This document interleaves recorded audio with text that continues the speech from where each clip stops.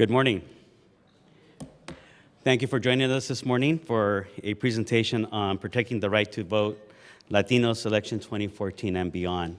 My name is Arturo Vargas. I'm the Executive Director of NALEO, the National Association of Latino Elected and Appointed Officials, and also Executive Director of the NALEO Educational Fund. NALEO is a membership organization. Our constituency are the 6,000 Latinos in elected and appointed office and their supporters. The NALEO Educational Fund is a nonprofit, nonpartisan organization, and our joint mission is to promote the full participation of Latinos in the American political process. We do this day in and day out by helping individuals who are legal permanent residents to become U.S. citizens, to encourage U.S. citizens to register to vote and to vote, to be counted in the decennial census. We also provide training opportunities for Latinos who serve in elected office so that they can become America's most effective public servants. And we also advocate for policies that ensure that Latinos are able to fully participate in the American political process. And there is no other way of expressing your participation in American democracy than by voting, which is why today we want to talk about the state of voting in the Latino community and how it has come under siege by the recent decision by the Supreme Court last year in Shelby County versus Holder. And we will be discussing how proposed legislation to fix that decision, to remedy that decision, will affect Latino voters, opportunities to make that legislation even better. We also will present some data on the opinions of voters around the country about the Voting Rights Act and this proposed legislation. And then I'll conclude the presentation by talking about our projections of how many Latinos we anticipate will vote in November's elections. But first, let's start with a conversation about the Voting Rights Act itself. So the Voting Rights Act is one of the nation's most important pieces of civil rights legislation. We will be celebrating the 50th anniversary of the Voting Rights Act. And while it is rooted in ensuring that African-American voters were protected, the rights to vote, and that we corrected many of the past violations of individuals' voting rights based on their race, we also know that this law has been very powerful in ensuring that Latinos were also covered and that jurisdictions that violated the voting rights of Latinos were prohibited from doing so. One of the most important aspects or elements of the Voting Rights Act was what is called pre-clearance, where certain states and localities were required to receive either U.S. Department of Justice authorization or federal district court authorization to implement voting changes in their localities. And the localities that were subject to pre-clearance were those that were found to have previously had violated the voting rights of U.S. citizens based on their race or ethnicity. So those citizens in those localities had the protection of knowing that their governments could not change voting strategies or practices in a way that would discriminate them. And in order to ensure that would happen, those laws first needed to get the authorization, the scrutiny of the federal government in some way. And so there was a trigger as to who would be covered by pre-clearance. Again, a locality would have committed past discriminatory actions, some that affected Latinos, including literacy tests or English-only elections, married with jurisdictions that had low voter registration and turnout by eligible voters. So if a jurisdiction sat in those two elements where they had past discriminatory actions and low participation in elections, they were subject to pre-clearance. Now, as a result of the Supreme Court's decision, the trigger or the formula by determining which states or localities will be subject to this pre-clearance was determined by the Supreme Court to be outdated.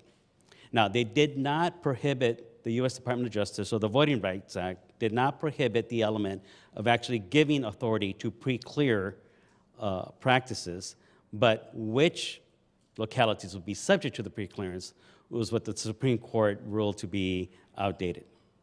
So we currently have a Voting Rights Act that has a pre-clearance element into it, but no way to effectuate it, to make it, to actually implement it. So it's still valid, but we have no formula, no trigger to determine who is subject now to pre-clearance. The good thing is that the court acknowledged that discrimination in voting still exists. So in essence, what the Supreme Court has said is that to the United States Congress, you can fix the Voting Rights Act to make it modern, to bring it into the current situation that exists around the country where discrimination continues to exist against minority voters. The way that you reauthorized it in 2006, the Supreme Court disagreed with the formula it used. Now Congress has an opportunity to devise a new formula to update and modernize the Voting Rights Act.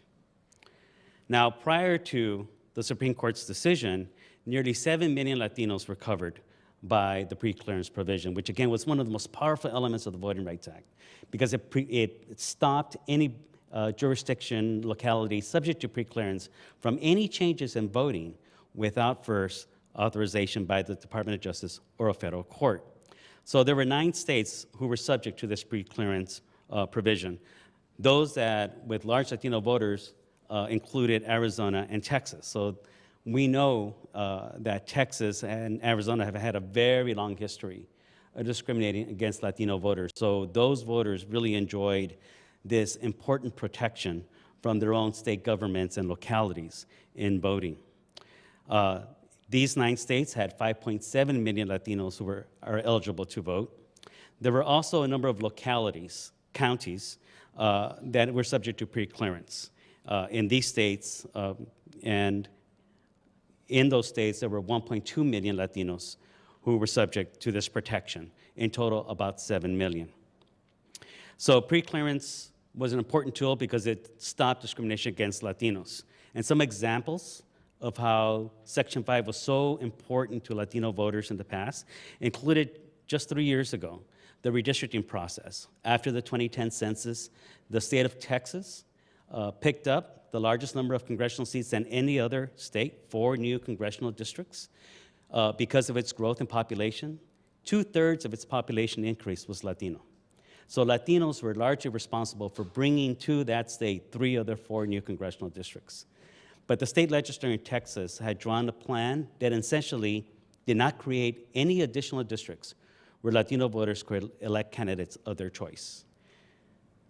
Organizations like the Mexican-American Legal Defense and Educational Fund sued the state of Texas, alleging that those plans were discriminatory against Latino voters, and asked that that redistricting map not be implemented.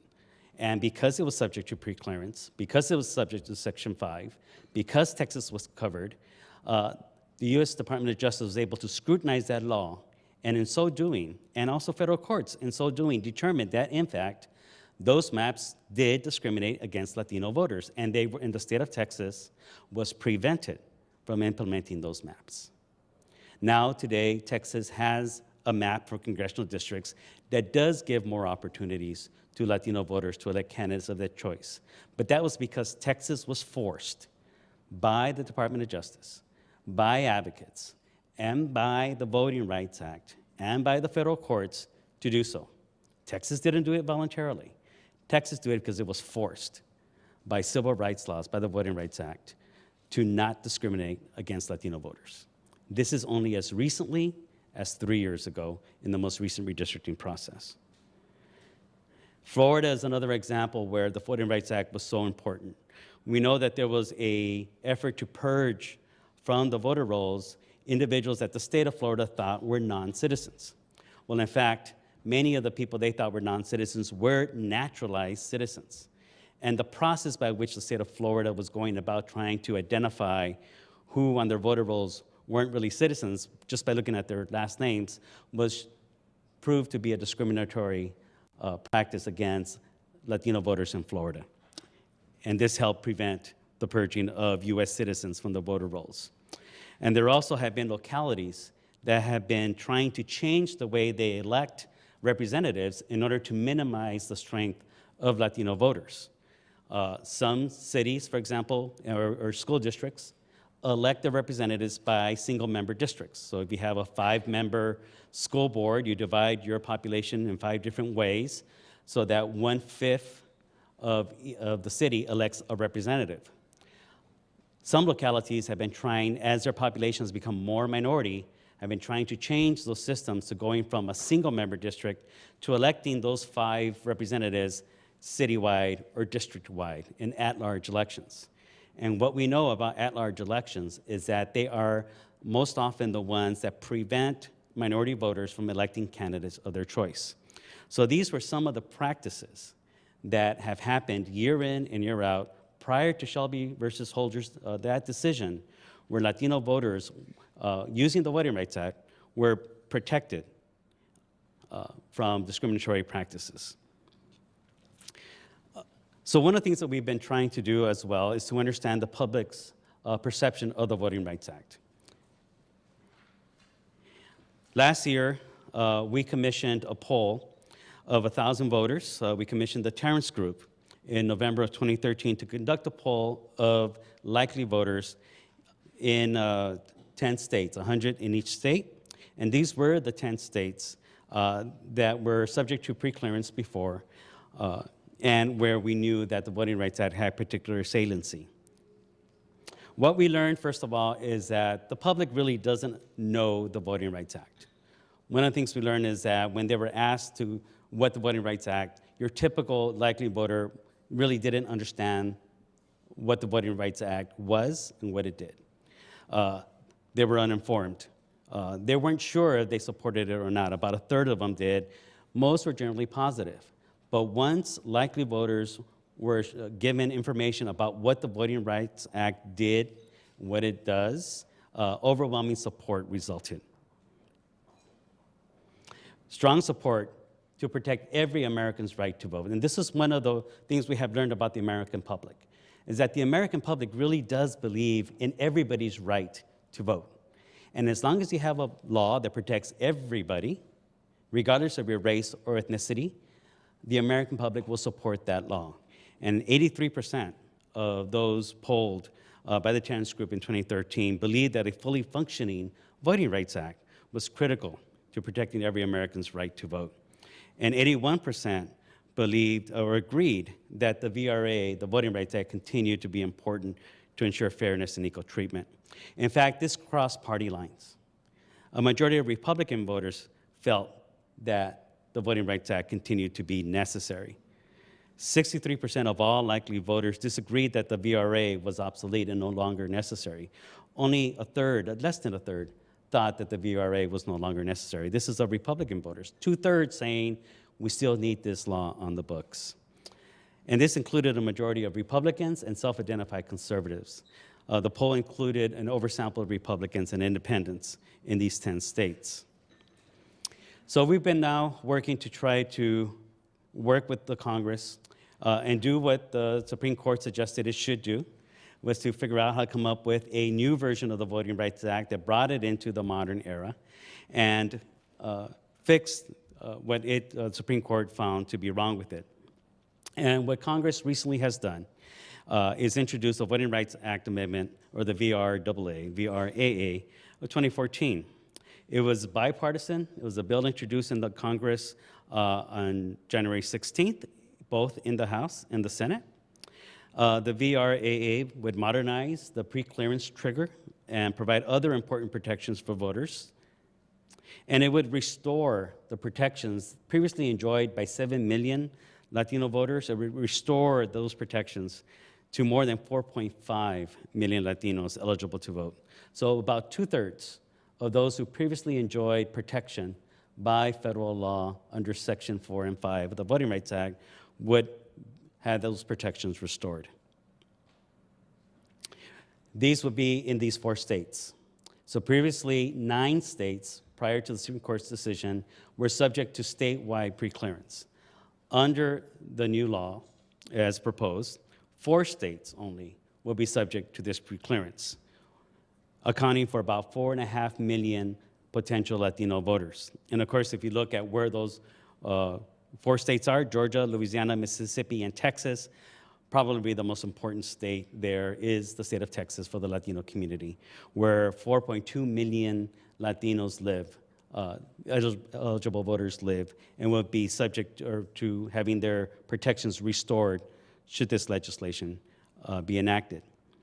There are also 24 additional localities that could potentially also be covered under the Voting Rights Act amendments in these states that are enumerated here. And in these localities, there are an additional 140,000 Latinos eligible to vote. So we're talking about restoring protections to, again, 2/3 of those Latino voters previously covered by the Voting Rights Act pre-Supreme Court action. So the VRAA would provide some other narrowly tailored protections. In addition to covering these 4 states statewide and these 24 localities, they would do other things that are very important to Latino voters.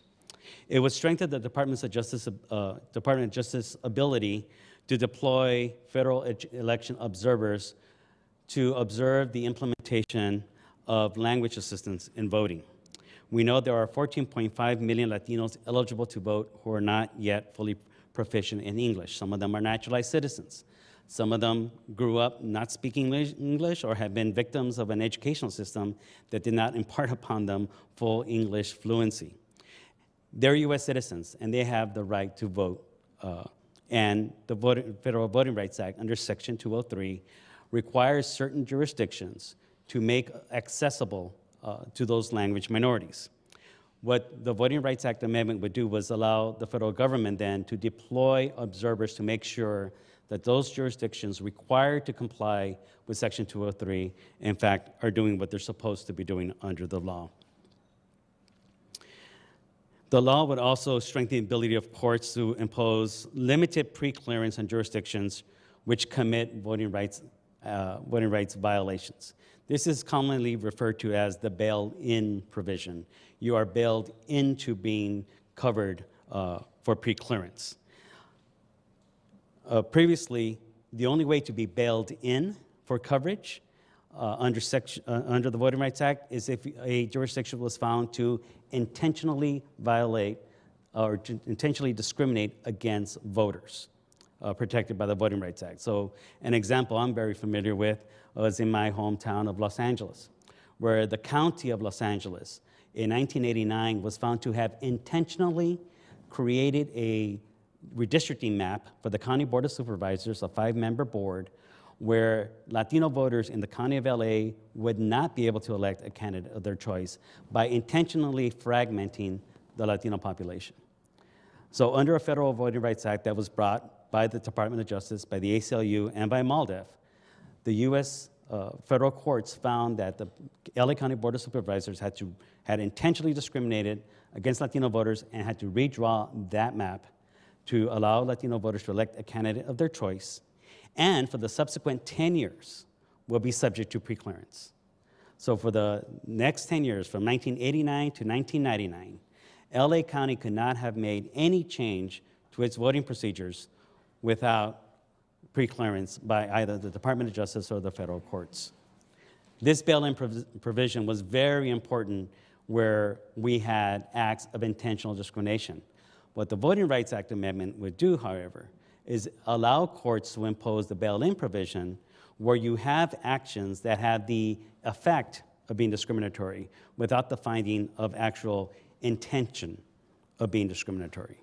So even if a jurisdiction did not intend to violate the rights of minority voters, like the LA County Board of Supervisors did in 1989, but it resulted in a discriminatory intent, that could now be subject to bailing in that jurisdiction by the courts.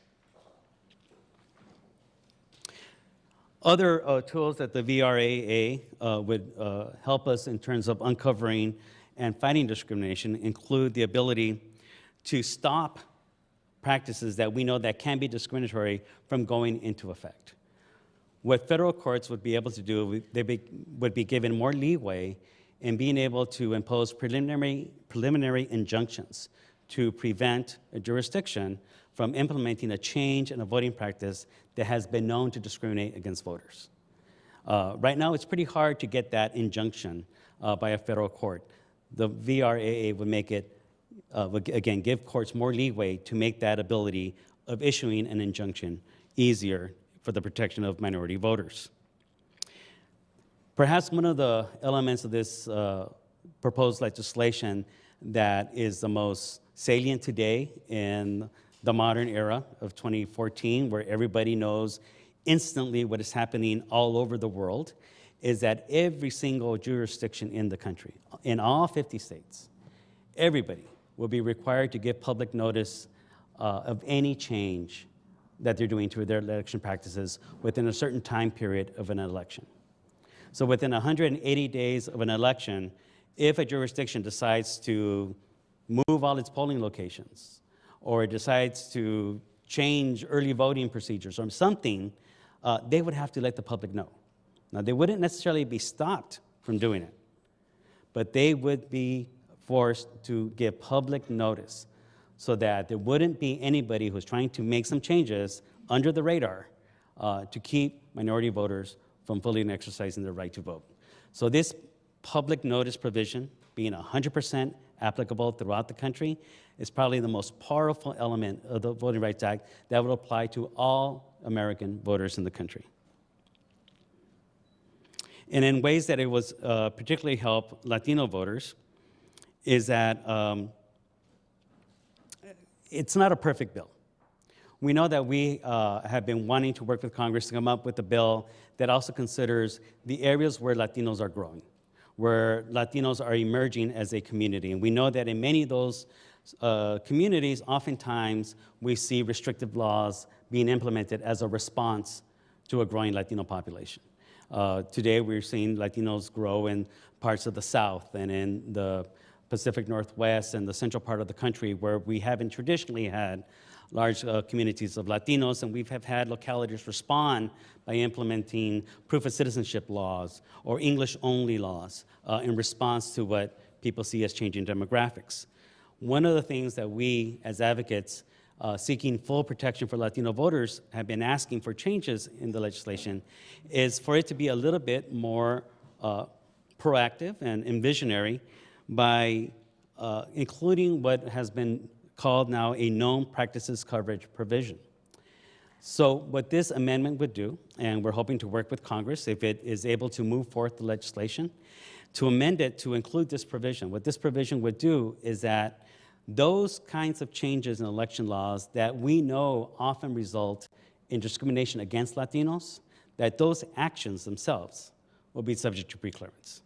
So it doesn't matter which jurisdiction. If someone does something that we know often results in discrimination, that action, let's pre-clear it first to make sure that we're not harming the rights of minority voters. And those types of changes include redistrictings.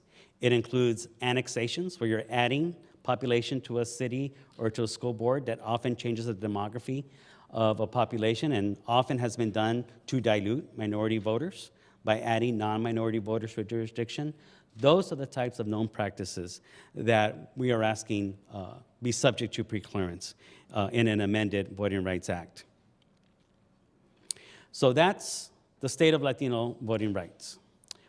We know we have lost a very, very powerful tool in protecting Latino voters. 7 million Latinos previously subject to this kind of protection now have none going into this next election cycle. We call upon Congress to move forward with the Voting Rights Act amendment and restore these protections, at least to those 2/3 of those previously covered Latino voters. This coming election, we know that Latinos will continue to have an impact on elections, and we want to make sure that every single one of them is able to have a full voice in our elections. As we look at this midterm election, let's not forget what happened at the last midterm election, where Latinos made a difference. Latinos were particularly impactful in the statewide races for the United States Senate in Nevada and Colorado. In fact, Harry Reid and Michael Bennet today would not be members of the United States Senate had it not been for the margin of victory they've received, largely based on the support of Latino voters. And in November of 2012, Latinos were also instrumental in a presidential election, where 11.2 million Latinos cast the ballot in that election, comprising 8.4% of the nation's electorate. So now looking towards the 2014. This has been the history and the trajectory of the Latino vote in midterm elections. The bottom line shows the actual number of Latino voters. The red line shows those Latinos who are registered to vote. The green line represents those Latinos who are eligible to vote, adult U.S. citizens. We know that green line is growing and rising very fast, in many respects because Latinos are maturing and entering the voting age period of their lives. Every month, 50,000 Latinos turn 18 years of age and are entering the electorate, and that's what's driving that green line. The blue line shows consistent, steady increase in Latinos actually voting in every election. So in 2014, we project that there will be 25.5 million Latinos eligible to vote, meaning they're adult U.S. citizens, either born here or naturalized, the vast majority born here. And of them, 7.8 million will cast ballots in November 2014. That represents an increase of nearly 19% over the number of Latinos who voted the last time we had midterm congressional elections. We also project that these 7.8 million Latinos will comprise 7.8% of all voters in November, making them critical in certain statewide races and congressional races around the country. And in 2 years more, there will be another 3 million Latinos eligible to vote. By the time this country gets ready to elect its next president, more than 28 million Latinos will be eligible to vote in November 2016. So we're talking about protecting the rights of millions and millions of U.S. Americans who are coming into the electorate, who are voting, who are making a difference. We at NALEO and the NALEO Educational Fund call upon Congress now, just like the Washington Post did this morning, to fix the Voting Rights Act. Let's move forward with this legislation. It's bipartisan. It's been supported by some of the most conservative and liberal members of Congress. It has our support. We want to work with Congress to improve upon it, include provisions that would make it more responsive to Latino voters, and ensure that we restore the protections that were taken away by the Supreme Court's decision. We work every day at NALEO to make sure Latinos have the information and the protection they need to vote.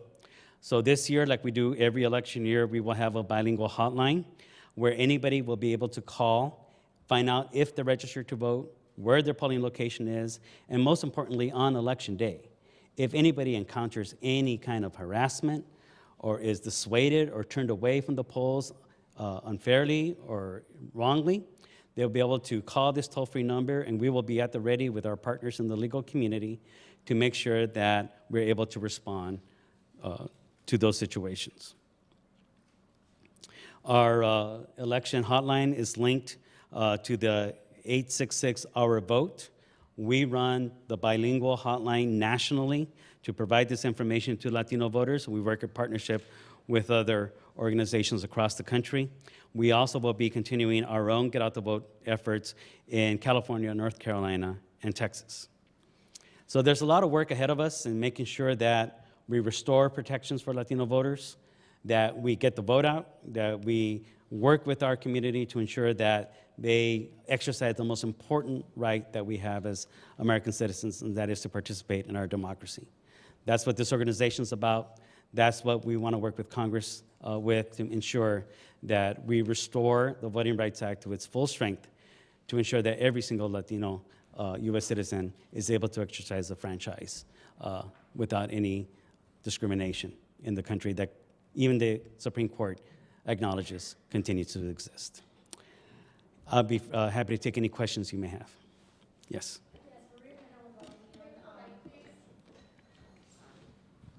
Thank you. Maria Pena with La Opinion. 25 million people is a lot of people, and yet, not even 8 million are going to get out and vote. And I'm just wondering, what have you found in your research about why there is this wide apathy, electoral apathy, and how is the community going to be taken seriously if 25 million are not, registering to vote and actually voting at the polls? Thank you.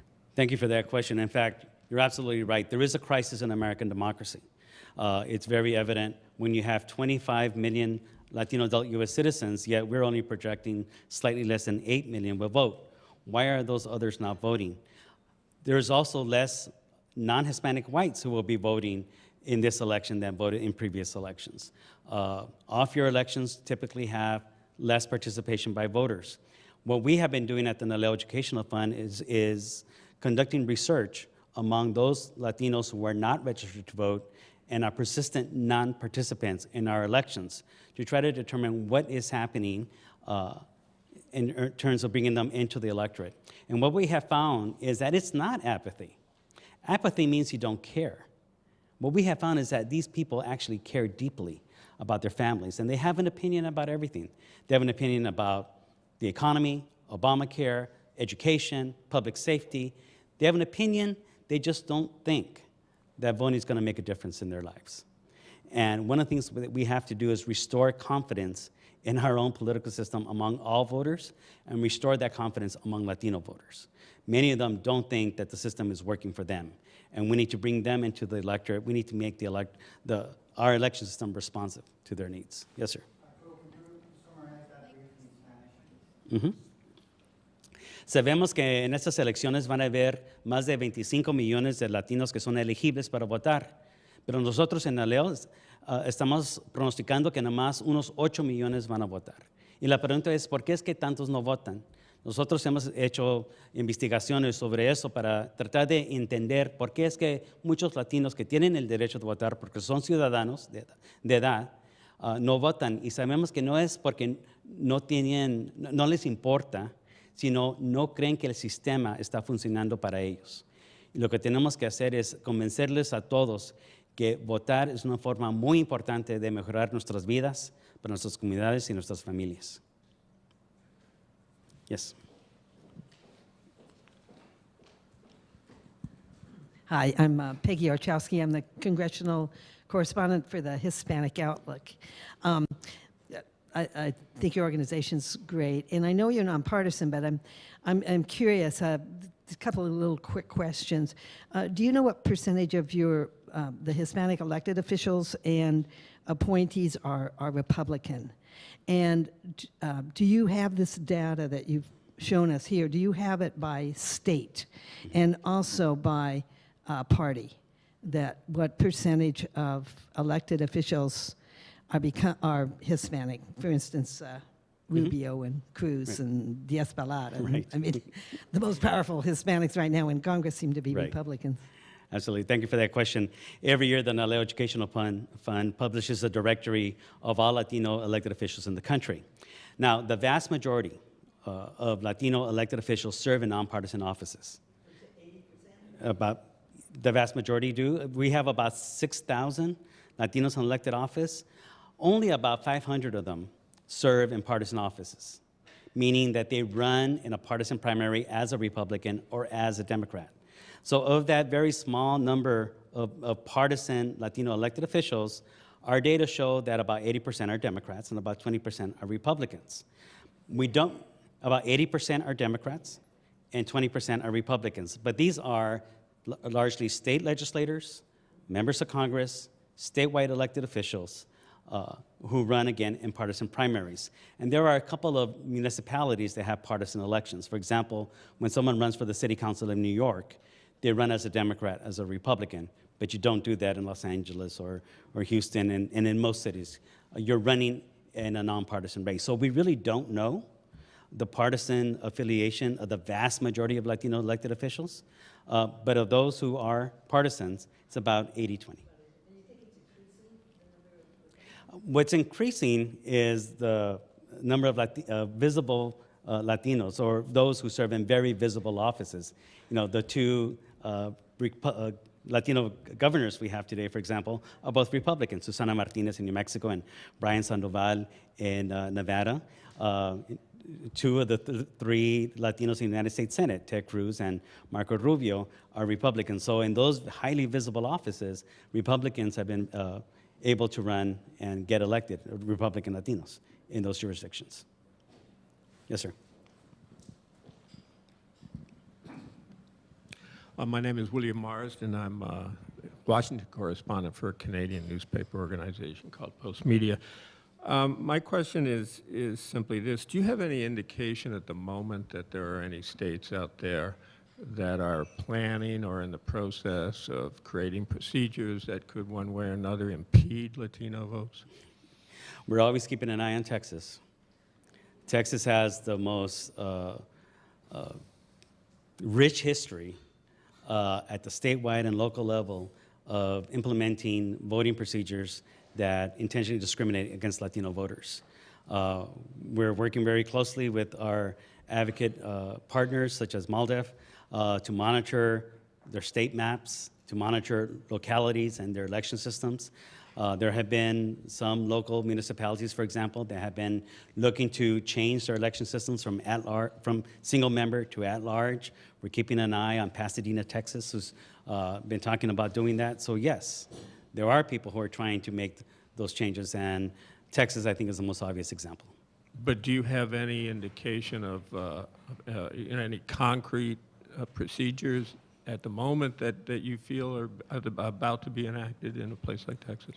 Well, it's still in litigation, and it's still subject to court review, but Texas would like to change its statewide maps, for example.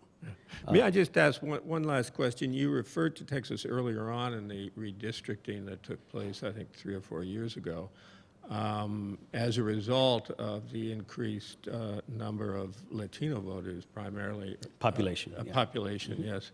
And there were, I think, 4 districts created, and each of those districts went to Republicans, if I recall correctly. I'm not quite sure how that would reflect any issues over the redistricting in that case. It's not so much a matter of if it was a Republican who was elected or a Democrat who was elected. When it comes to redistricting, we're looking at ensuring that Latinos are, or that all voters, and in our case, Latino voters, are able to elect the candidates of their choice. If that choice is a Latino or a non-Latino, that's up to the voters. But we want to make sure that the voters have lines that are drawn so that they have that choice and they have that say in electing their representatives. And what we know about Texas is that there's always been a history of mischief in the way they've drawn their lines to prevent Latinos from electing candidates of their choice. Yes, sir. Speaking of Texas, Ben Camisar with the Dallas Morning News. So with respect to the VRAA, you said it's got support from the most conservative and the most liberal members. It's got support from the Senate Judiciary Chair. Yet there's only been about, I think there's about 22 co-sponsors, and there hasn't been much movement since January 16th, I think, or 18th when it was put out. Why hasn't there been so much movement, and what are the biggest stumbling blocks that you and other organizations have been working to overcome? Well, one of the things that we've been doing is trying to educate all members of Congress about how important this is to Latino voters. That this isn't an issue that belongs to just one community, it's actually shared by all Americans, which is why we did the poll to show their support across party lines and to show how Latinos would be, some protections will be restored to Latino voters in particular states. And we're working with our allies in Congress to encourage a continued bipartisan expression of support for the legislation. We hope that this legislation does not become a victim to the paralysis we're seeing in Washington. We're hoping that over the summer, that as hopefully before the next recess, legislation begins to move, that this is one of those pieces of legislation that moves. And we are part of that conversation and encouraging, and frankly, that's why I'm standing up here today to encourage Congress to get to work on this and to act on the Supreme Court's admonition that, okay, you have an opportunity to fix this law because discrimination still exists. And so the poll said that you talked about people having a positive idea of the VRA. Is that the VRA as a whole as it existed before Shelby County, or is it the VRA that exists now without the pre-clearance? It was before. Okay. It was before. Yes. Okay. I did ask that you collected the data. We do. By state. And so that's online. It is, and one of my colleagues, after this, one of my colleagues could provide you with that Because I information. understand there's only 10 states, and most of them are in the Southwest that have more than a 10% of their electorate are Latinos, and that would be both Republican and Democrat. So I'm wondering if you're finding that there are more states with more than 10%. Well, And actually, I don't think any of the 10 target states that are targeted for the Senate have more than 10% Hispanic electorate or Latino. We can provide you the exact numbers, but we know that Latinos are not just a southwestern population in this country. We have large concentrations of Latino voters in the Northeast, in New York, in New Jersey, in Massachusetts, in Rhode Island. In fact, one of the most exciting races that we're tracking in 2014 is the governor's race in Rhode Island, where the mayor of Providence, Angel Taveras, is running for governor of Rhode Island. And you're talking electorate, not population. But still, it's an election where Latinos, it's a state where Latinos have grown as a population and have influence as an electorate. Rhode Island. So you're confusing, I mean, you're using the same term for population and electorate? In Rhode Island, we have Latinos who have grown as a population and they have grown as an electorate. Just one other thing, Yeah. you didn't mention immigration as a top issue. I didn't today, and in fact, I would invite all of you to join and participate in another press event that's going to happen at 11 a.m., where our colleague organizations with the National Hispanic Leadership Agenda, led by the Mexican-American Legal Defense and Educational Fund, are going to be releasing a report on the impact of deportations on the Latino community and the need to continue the push for immigration reform. There's lots of issues Latinos care about. Immigration is one of them, so is voting. And so we want to make sure that the full agenda that is the Latino agenda is addressed by Congress. Here. Yes. Melissa Gao with Telam News Agency of Argentina. Just one quick question related to immigration, but do you think that immigration can be a motive, a reason why the actual borders can be less in November?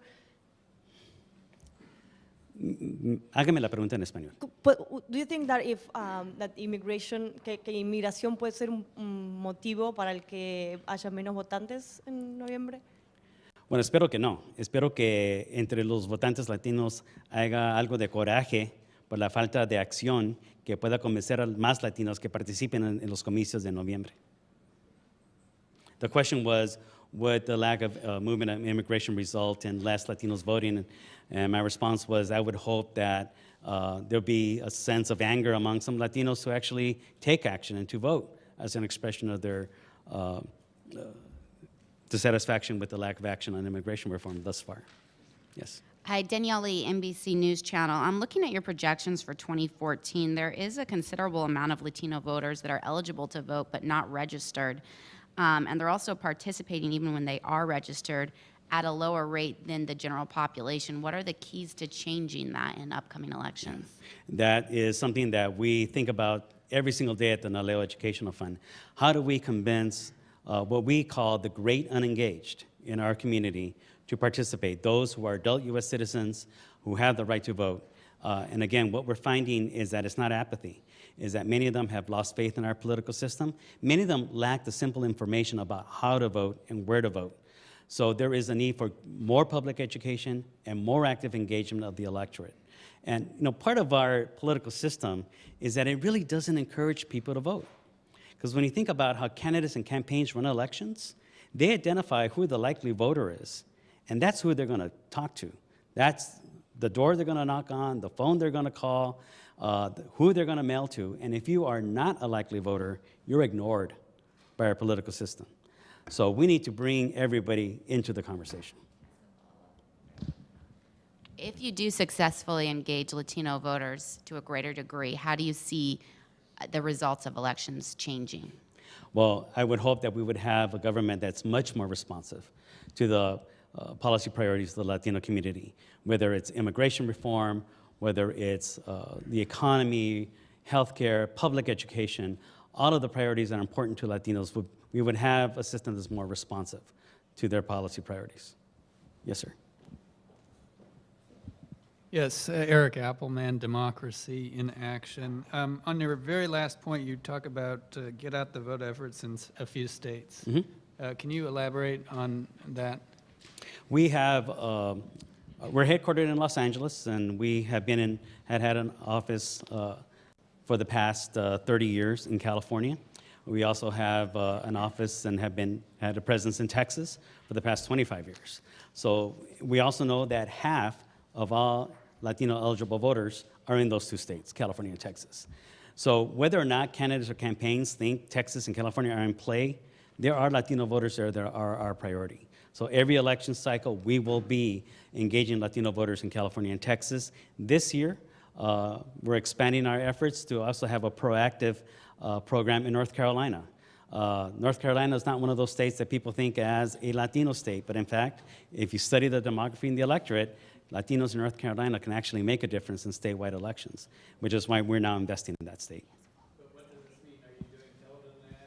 We're doing voter registration, we're doing get out the vote. We don't do television ads because of the cost of television, but we do have partnerships with Spanish language media where we actually do promote voter registration and voter engagement.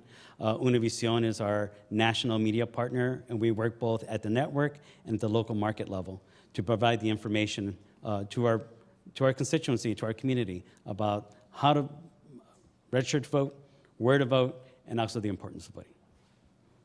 And we're out of time, so thank you all for being here, and I again encourage you to participate in the subsequent event that our colleagues are holding. Thank you.